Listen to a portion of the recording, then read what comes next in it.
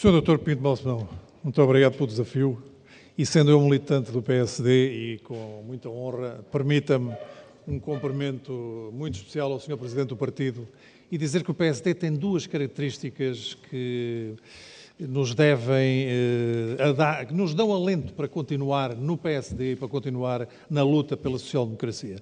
A primeira é que nos momentos decisivos de governação deste país, o PSD assume sempre essa responsabilidade. E o segundo é que, nesses momentos, sempre encontrou os líderes à altura para enfrentar esses momentos. E este é um desses momentos. E se o estamos a ultrapassar ao Dr. Passos Coelho, nós o devemos. Sr. Vice-Presidente do Partido, Dr. Marco António, Sr. Secretário-Geral, os meus cumprimentos, bem como ao Sr. Presidente da Distrital e Dr. Pinto Balsemão, a minha admiração de sempre e dizer-lhe só que se nós estamos aqui hoje neste espaço de liberdade e num país de liberdades, a si também lhe o devemos.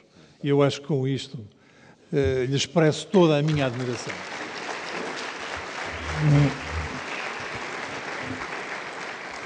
Cumprimento também ao meu colega de painel, o desafiado também, tal qual eu, os meus cumprimentos e o gosto que tenho em estarmos aqui juntos nesta mesa. Dr. Pinto Balsemão, a questão que levanta é uma questão do maior interesse e da maior importância para a governação em Portugal. Eu digo para a governação porque a definição de um sistema eleitoral é a definição da partilha de poder, no fundo, em cada um dos países. Portanto, o modelo que nós escolhemos é o modelo que nós queremos também para governar o país. Portanto, o sistema eleitoral é um sistema fundamental. O sistema eleitoral que nós temos é um sistema eleitoral anterior à Constituição, porque para fazer a Constituição teve que haver eleições para a Constituinte. E para haver eleições para a Constituinte tinha que haver já uma lei eleitoral. Portanto, a lei eleitoral que nós temos é anterior à própria Constituição. E essa lei eleitoral vem consagrar um sistema que é o sistema de resultados proporcionais. Ou seja, é um sistema que assegura que o número de representantes eleitos por cada partido reflita o número fielmente possível do número de votos nesses mesmos partidos. Ou seja, é um sistema proporcional. É um sistema que tem quase como única preocupação que exista uma especial coincidência entre o número de votos e o número de eleitos. Ou seja, que assegure uma verdadeira representação. É esta a preocupação do nosso sistema eleitoral. Ao contrário dos sistemas não proporcionais, cuja preocupação é assegurar uma governação maioritária. Isto, em 1975, fazia todo o sentido. E fazia todo o sentido porque nós estávamos a entrar em democracia.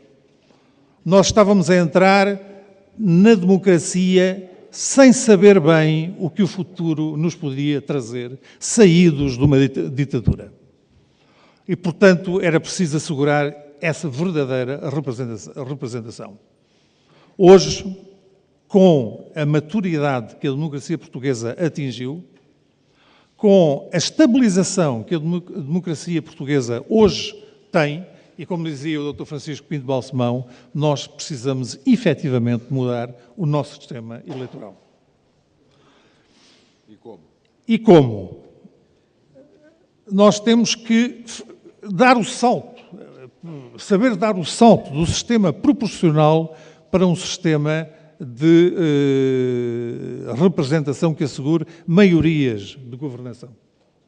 Nós precisamos de arranjar um sistema, descobrir um sistema que nos dê a possibilidade de existir uma maior aproximação entre representantes ou seja, entre eleitos e eleitores. Para isto acontecer, o PSD já tem feito continuamente propostas legislativas de alteração do atual quadro legislativo do nosso sistema político. E a solução encontrada consubstancia-se na criação de 2 tipos de listas em cada ato eleitoral. Uma lista nacional onde estão as diversas forças políticas que concorrem e cada eleitor escolhe o partido em que quer votar. E uma lista de voto preferencial, onde cada partido põe os nomes dos deputados concorrentes. Cada eleitor vota na primeira lista no partido que escolher e aí assegura-se a proporcionalidade da representação. Na segunda lista, cada eleitor pode mudar a ordem dos candidatos que o partido colocou. Ou seja, pode mudar o quarto para segundo lugar, o segundo para quinto e por aí adiante. O que assegura uma maior proximidade entre quem elege e quem é eleito. Esta é uma solução que o PSD tem vindo a apresentar continuamente, sempre com a oposição do Partido Socialista. Doutor, diminuindo ou não o número total de deputados? Diminuindo sempre o número total de deputados. Esta tem sido uma constante nas propostas apresentadas pelo PSD. Acompanhar sempre esta alteração com uma diminuição do número de deputados. E para isto não é preciso fazer revisão constitucional, uma vez que na revisão constitucional feita em 1979 já ficou estipulado que o número mínimo de deputados seria de 180 deputados.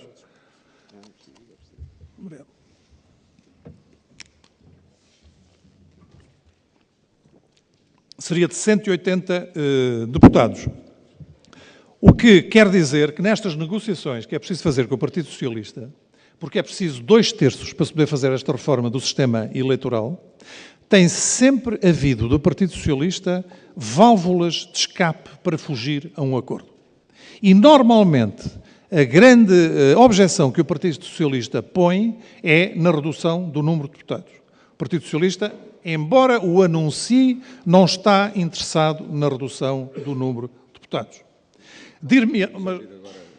Só para terminar, Sr. Pinto Mauzão, só para terminar, dizer o seguinte: o atual presidente do Partido Socialista, nas comemorações do 5 de outubro em 2012, anunciou num jantar que iria fazer a alteração do regime eleitoral, do sistema eleitoral em Portugal, através da redução do número de deputados e criando círculos uninominais.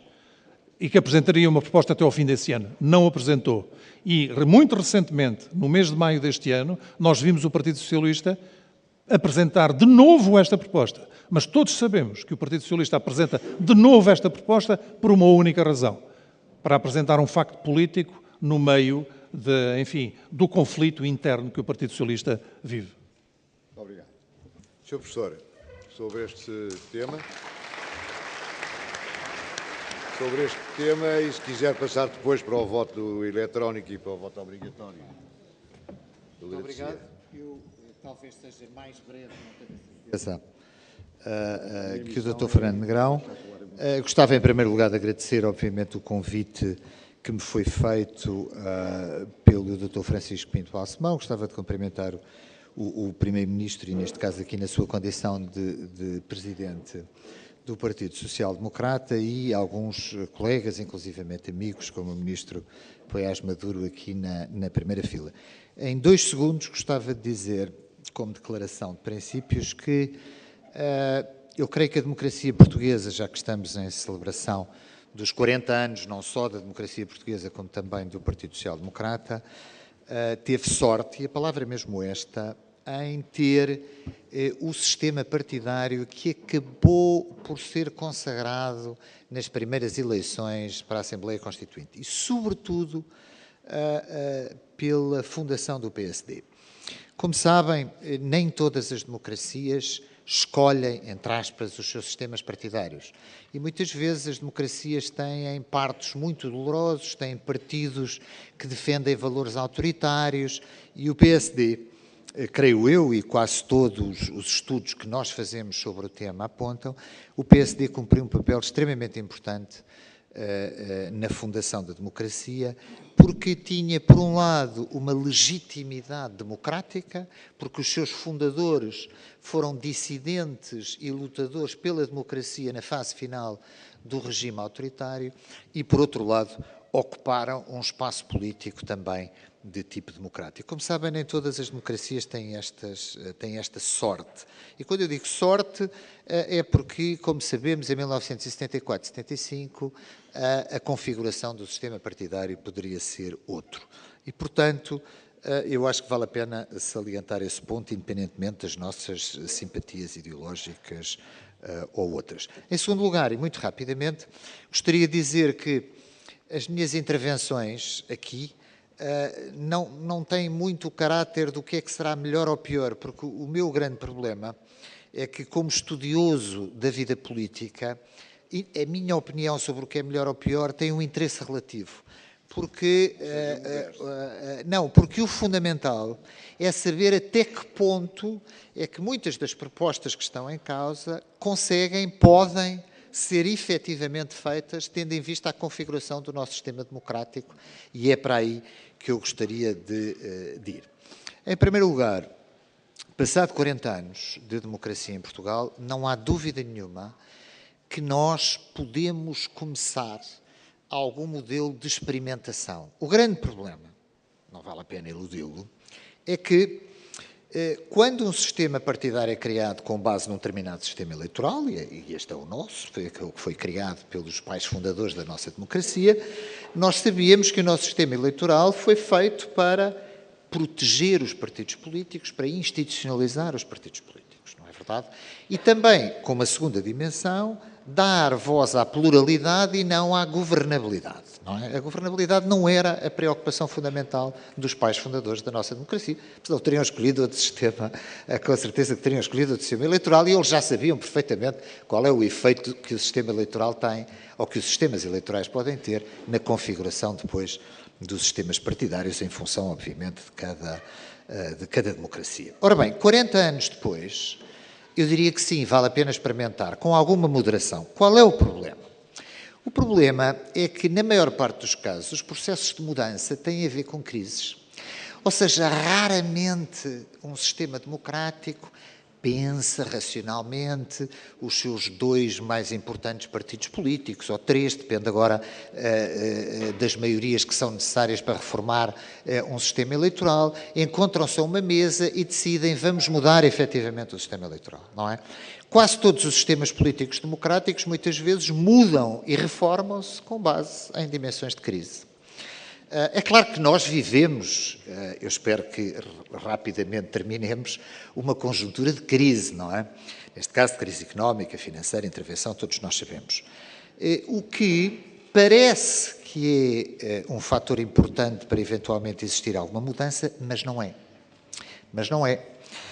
E não é porque justamente os partidos políticos que constituem a nossa democracia, neste caso o PS e o PSD, que são indispensáveis a qualquer mudança a este nível, obviamente têm uma grande dificuldade de concertação a este nível. Eu diria, para entrar muito rapidamente, e salientando que muitas vezes são de facto estas crises, em Itália ou noutras democracias, a Itália praticamente já experimentou todo o tipo de sistema partidário, todo o tipo de sistema eleitoral. E, aliás, agora, como muitos saberão, foi considerado até um exemplo interessante, porque um partido, neste caso de centro-esquerda, que ocupa o espaço dos partidos socialistas europeus, muito embora tenha uma outra origem, ganhou as eleições, o que é uma coisa relativamente rara, por exemplo, no contexto destas eleições europeias, e iniciou processos de primárias, tal como agora aparecem muitas vezes propostas por alguns partidos, etc. Mas foi quase sempre em termos de conjuntura de crise que isto se realizou. E, portanto, eu diria 2 coisas. Em primeiro lugar, respondendo à pergunta do Dr. Balsemão, a questão do voto obrigatório. Não sei se tem uma ideia das consequências do voto obrigatório, mas o voto obrigatório tem consequências. Os partidos políticos, como sabem, eu estou aqui perante, apesar de tudo, uma plateia de militantes de um partido político, neste caso do PSD, hoje em dia têm um nível de racionalização e de cientificação bastante grande. Quer dizer, fazem estudos antes de propor, com certeza, uma mudança de um sistema eleitoral, sabendo se lhe é benéfico ou não é benéfico. O grande problema do voto obrigatório é que, em termos de qualidade da democracia, é imbatível. É imbatível no sentido em que toda a comunidade, com uma abstenção técnica que, no geral, ronda sempre os 15%, 18%, ou seja, o voto obrigatório não elimina a abstenção, apesar de tudo. A punição não é de tal modo grave, não vamos agora prender um cidadão que não vota, não é? No voto obrigatório. Portanto, as punições são punições relativamente ligeiras, de caráter fiscal, etc. Há vários tipos de punição. Mas o voto obrigatório tem um problema. Na conjuntura atual em Portugal, eu gostava de salientar isso, é que nós vivemos uma conjuntura, finalmente, aliás, aparentemente, aquilo a que muitos de nós prevíamos que poderia acontecer em Portugal e nos interrogávamos, porque é que isto nunca acontece em Portugal? Porque é que em Portugal o sistema partidário reage tão bem às crises? Porque é que o PS, o PSD, o PCP, enfim, os partidos do sistema, com o Bloco de Esquerda, etc. E a coisa nestas eleições europeias, como é sabido, finalmente deu os primeiros sinais de erosão dos partidos eleitorais, dos partidos tradicionais e de outro tipo de movimentos políticos poderem surgir. O voto obrigatório tem um problema. É que exige aos partidos políticos uma grande capacidade de reconquista eleitoral do segmento que justamente está mais alienado da política, odeia os partidos políticos, é mais flutuante nas suas atitudes, não tem referências esquerda-direita. Ou seja, o voto obrigatório no sistema partidário que temos hoje, sem alteração do sistema eleitoral, coloca de facto um grande desafio e com o sistema eleitoral atual, o voto obrigatório muito provavelmente conduziria a um maior número de partidos que, como é sabido em Portugal, e esse é outro problema, eu serei muito rápido, como é sabido em Portugal, temos que reconhecer que o Partido Social Democrata tem aqui uma grande vantagem, não é verdade, na área da governabilidade, ou seja, reconheçamos, quando olhamos para a história da democracia portuguesa, o Partido Social Democrata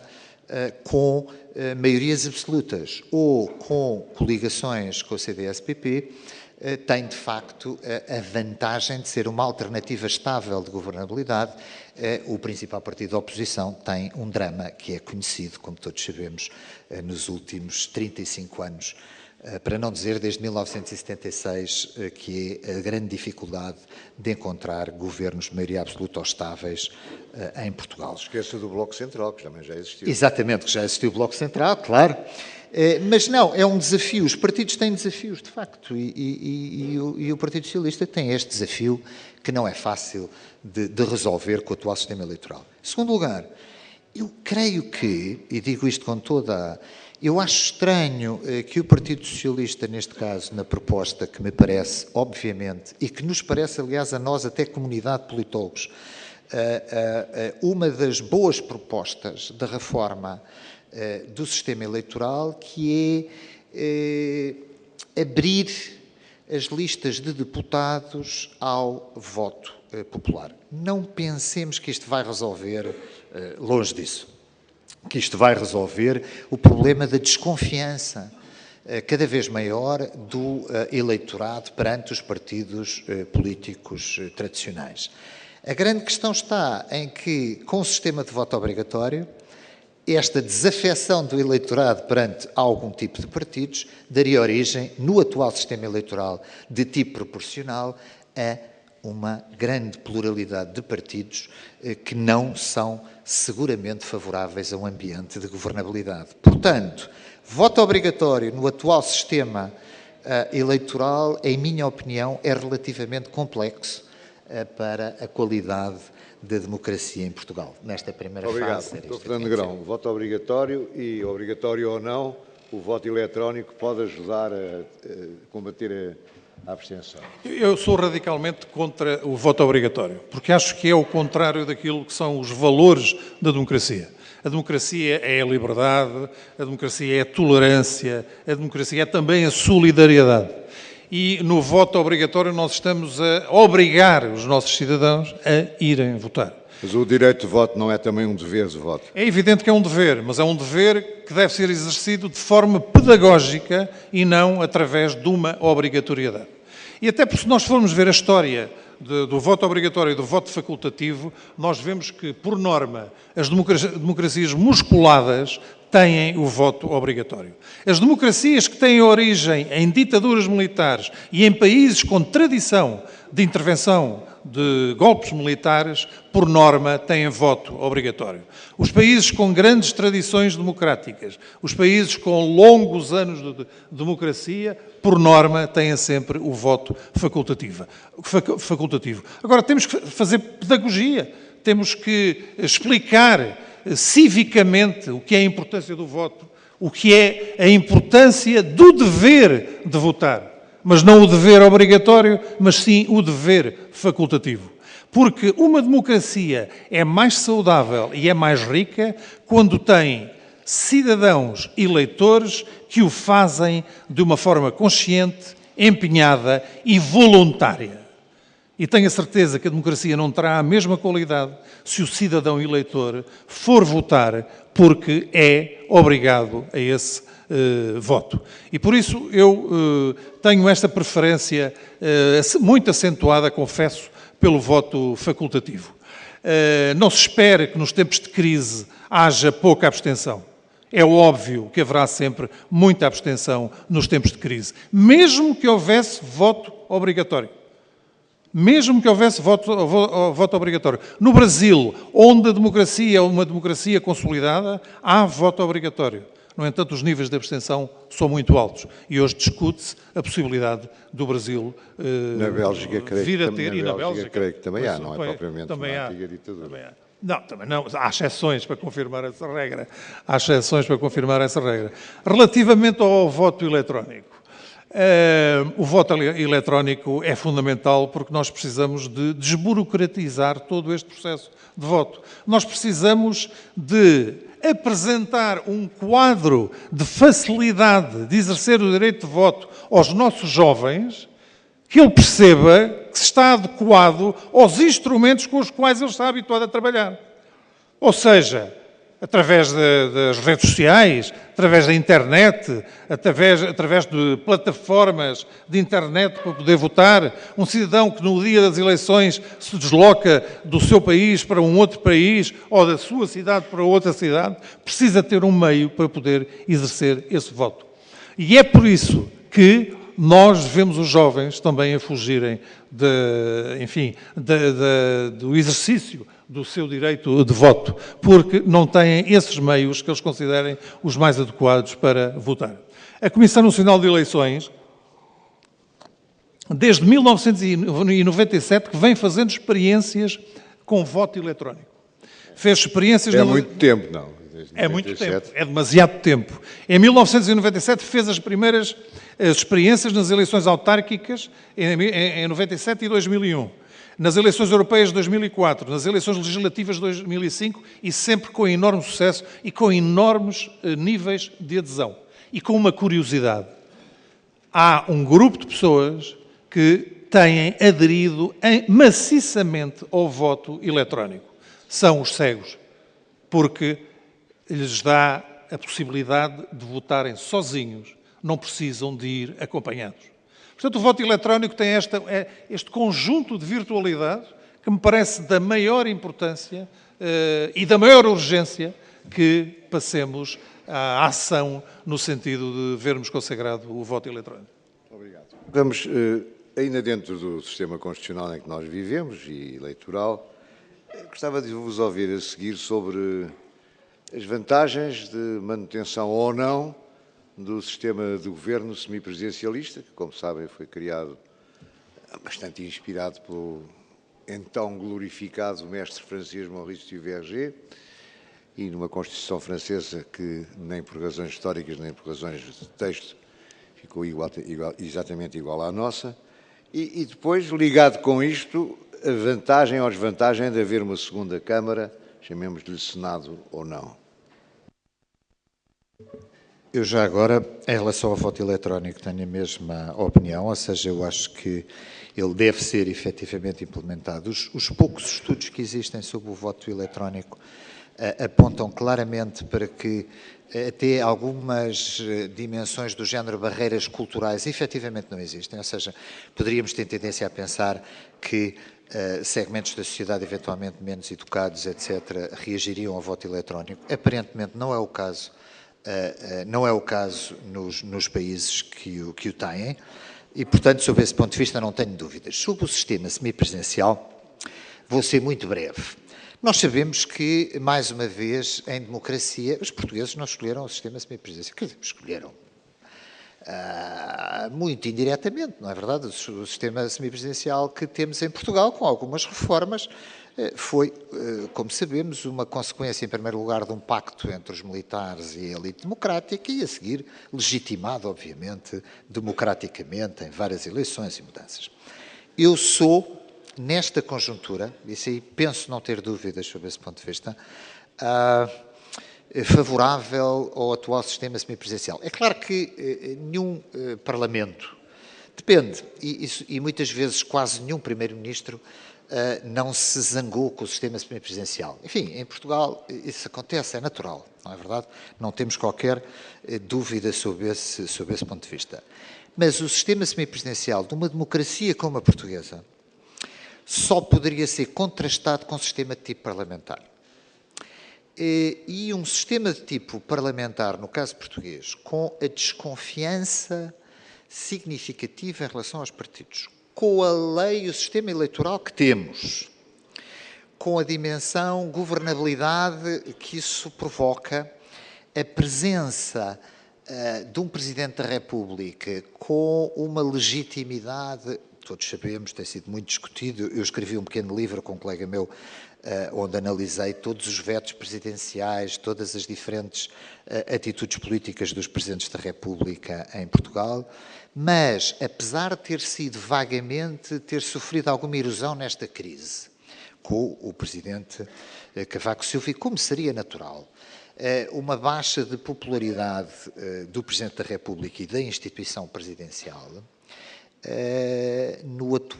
na atual configuração do nosso sistema de partidos e do nosso sistema eleitoral, eu creio que o nosso sistema semipresidencial não esgotou as suas virtualidades.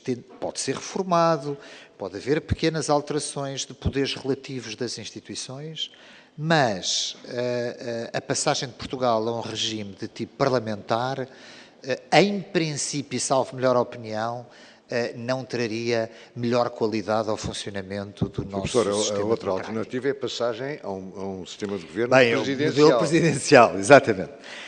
Os sistemas presidenciais, devo dizer duas coisas. Em primeiro lugar, os sistemas presidenciais, ao contrário do que podemos pensar, aumentaram na Europa, já não são nenhuma exceção, porque muitos sistemas políticos das chamadas democracias de terceira vaga da Europa Central e Oriental são sistemas semipresidenciais.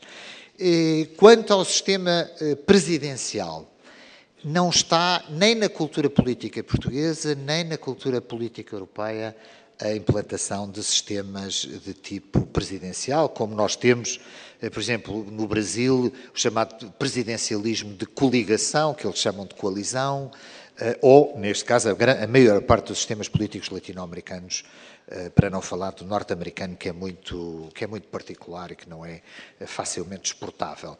Portanto, quando nós olhamos para sistemas políticos presidenciais, pensamos sobretudo na América Latina.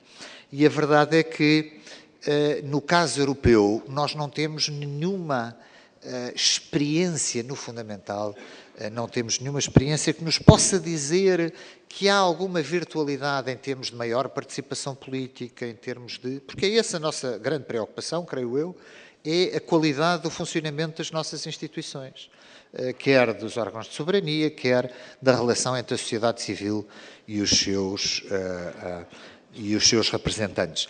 E, na realidade, o sistema presidencial, salvo melhor opinião, na Europa não tem experiências com que se possa, digamos, no fundamental comparar. As duas câmaras.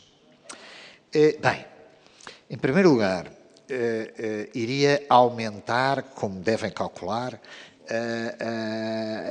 como devem aumentar, no atual contexto, a desconfiança muito significativa da sociedade portuguesa perante a classe política. E, em segundo lugar, tendo em vista que somos um sistema semipresidencial, não há, em princípio, esgota-se muito a virtualidade da existência de uma segunda Câmara, muito embora um Conselho de Notáveis, com alguns poderes de revisão, pudesse, eventualmente, favorecer o funcionamento da nossa democracia. Eu tenho algumas dúvidas sobre esse ponto de vista. Doutor. Muito obrigado. Relativamente ao regime semipresidencialista, eu queria começar por dizer que a defesa que o PSD faz da diminuição do número de deputados não é por demagogia ou para responder a argumentos demagógicos, nem porque se lembrou, porque o mínimo que a Constituição prevê são 180. Isto tem uma razão de ser. E a razão de ser é o facto de é preciso dar mais poderes aos deputados. Mais e melhores poderes aos deputados. E para poder fazer isto, convém que o número seja um número mais adaptado àquilo que é a realidade nacional. E isto entronca agora com o sistema parlamentar. Portugal não tem boas tradições no sistema parlamentar. Nós tivemos uma péssima experiência na Primeira República no que diz respeito a um sistema parlamentar puro. Eu costumo dizer até que a má imagem da Assembleia da República e dos deputados em Portugal se deve muito ao péssimo parlamentarismo que foi feito durante a Primeira República e à exploração que o Estado Novo depois fez durante os anos em que subsistiu desse parlamentarismo péssimo que era exercido, dizendo que falar muito é mau, discutir as coisas é pior ainda e que, portanto, a função de deputado é uma função perfeitamente dispensável. E, portanto, eu acho que vivermos num regime parlamentar puro não é uma solução porque as coisas não correram bem. Vivermos num regime presidencialista também acho que não é solução, uma vez que não só não temos essa tradição, como na Europa o único regime presidencialista é o francês e com uma larga tradição de funcionamento. Por isso, e concordando também com os argumentos do professor Costa Pinto, eu diria que o presidente num regime semipresidencial constitui-se como uma válvula de escape importante no que diz respeito às relações intrapartidárias. Porque em Portugal não há a tradição de diálogo intrapartidário. Os partidos políticos, com muita dificuldade, convivem e conversam uns com os outros. Que é, por exemplo, a Holanda. A Holanda é um caso curioso, porque só tem um círculo eleitoral. E tendo só um círculo eleitoral, há uma dispersão de partidos representados na Assembleia Nacional holandesa enorme, o que obrigou a que os políticos holandeses se obrigassem a aprender a conversar uns com os outros e a fazer coligações, governos de coligação com 6, 7, 8 partidos. Isto é normal no centro da Europa, não é normal aqui. E por isso eu acho, e repetindo as suas palavras, professor Costa Pinto, dizer que ainda não se esgotou o regime semipresidencial e devemos continuar a apostar nele. Segunda Câmara, confesso que vejo com simpatia, porque há inúmeras personalidades neste país que terminam as suas carreiras na plena posse das suas faculdades e ficam, desculpem-me a expressão, pendurados muitas vezes, não tirando o país partido dessas qualidades. Teria que ser uma Câmara com pouca gente e uma das funções importantes que essa Câmara podia ter seria no aspecto ético de verificação, acompanhamento, até fiscalização e pedagogia relativamente aos aspectos éticos dos membros dos órgãos de natureza política e dos altos cargos da administração pública. Que isso não seja feito na Assembleia da República, mas sim por uma segunda Câmara. Muito bom. Muito obrigado. Portanto, já vimos que é preciso mudar a lei eleitoral, embora não seja fácil, que o voto obrigatório tem partidários e outros, e há pessoas menos partidárias e pessoas menos contra, que o voto eletrónico é necessário, é útil e é possível, que o sistema de governo semipresidencialista merece o vosso apoio e que a segunda Câmara, embora com limitações, também não merece o vosso desacordo e até merece o vosso apoio.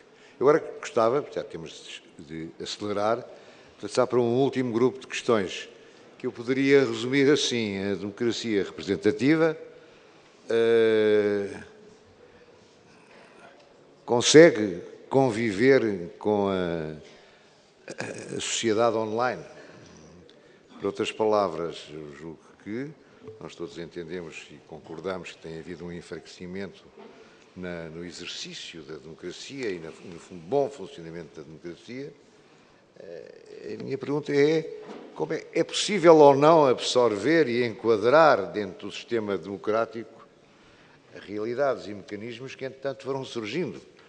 As organizações não governamentais têm um poder enorme, têm um papel enorme a desempenhar e desempenham na sociedade civil. Como podem ser encaixadas, enquadradas no edifício democrático? Instituições, grandes fundações, que são privadas por natureza, mas que têm uma atuação muito importante. Eu tenho dito, sumi a brincar, que veria com bons olhos que a Fundação Gulbenkian substituísse o Ministério da Cultura. Se calhar ficávamos mais bem servidos. Num outro plano, a autorregulação. A autorregulação, se repararem, em todo o desporto, vamos pensar no futebol, a Federação Portuguesa de Futebol tem as suas leis, tem os seus tribunais, tem as suas sanções. E a nível mundial é assim. A FIFA tem as suas leis, tem os seus tribunais, tem as suas sanções. É essa uma maneira de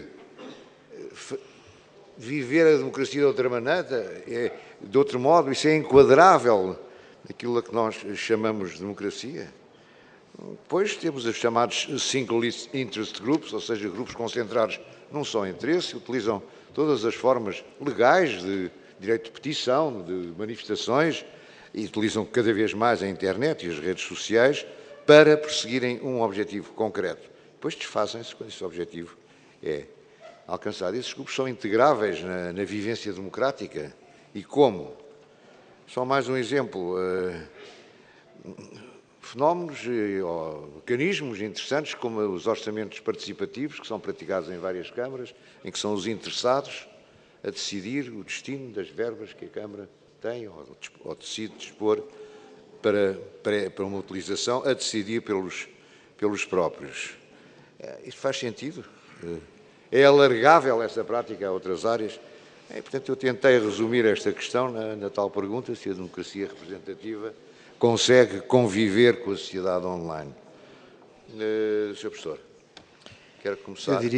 Eu sei que é muito vasto isto. Exatamente. Não temos quase tempo nenhum. E provavelmente, dado o adiantado da hora e o cumprimento de horários, eu serei rapidíssimo. Eu diria que sim, tudo isso é claramente integrável num sistema político democrático. Aliás, o caso português já tem começado, inclusivamente, a dar sinais sob esse ponto de vista, ou seja, quer no orçamento participativo a nível municipal, quer em muitos outros. Qual é o principal problema, em minha opinião, do caso português nesta perspectiva? É justamente a ausência de participação, ou seja, pôr mecanismos, dar direitos a organizações da sociedade civil nas suas ligações com a decisão, pressupõe um ponto extremamente importante, que é a participação.